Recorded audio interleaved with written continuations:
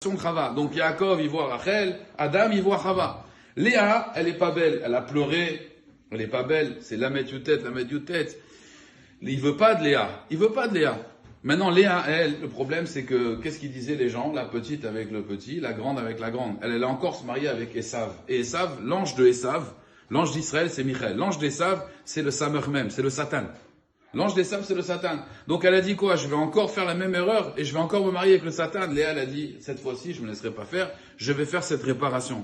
Donc elle a été prête en réalité à se faire passer pour Rachel, pour réparer en réalité la faute de la Médioutet, Ça, c'est ce qu'il dit le Harizal. Là, on peut comprendre. On va dire, c'est une grande femme, elle est prête à ce sacrifice-là. Mais au niveau maintenant, si on redescend juste rapidement au niveau Moussar, en réalité, qui c'est qui a le plus de mérite? Rachel, c'est vrai qu'elle a donné les simanim pour pas faire honte à sa sœur. Mais Léa, elle sait, d'après cette explication-là, pertinemment, que son mari ne va pas l'aimer. Puisque tu commences mal ton mariage. Tu viens et tu te fais passer pour une autre, il va te haïr. Et d'ailleurs, dans toute la Torah, on voit qu'elle a été haïe. Son fils Réhouven, elle a appelé aussi, c'est marqué ça dans la Torah, parce que Ra, il a vu ma souffrance. Shimon, parce qu'il a écouté ma souffrance. Que je suis sénois. Léa, elle était haïe par son mari.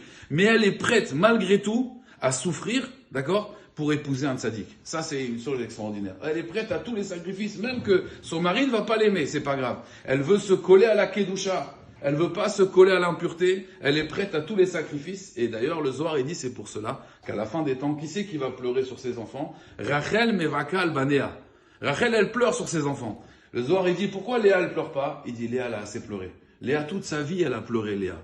Rachel, bon, elle a eu quand même l'amour de Yaakov, qui l'aimait. Léa, elle a pleuré toute sa vie. Mais les pleurs de Léa, elle a plus besoin de pleurer maintenant. Ses pleurs, ils ont fait des effets. Azir Hassan de Hachem que c'est des choses très hautes, mais qu'on s'en prenne de ça et que nous aussi on comprenne que des fois il faut souffrir pour entrer dans la Kedusha Rabotai. Ça c'est la Torah, Niknet Beisurim. Il y a trois choses qui se font acquérir avec souffrance. Eretz Israël, Torah, Veolam Haba.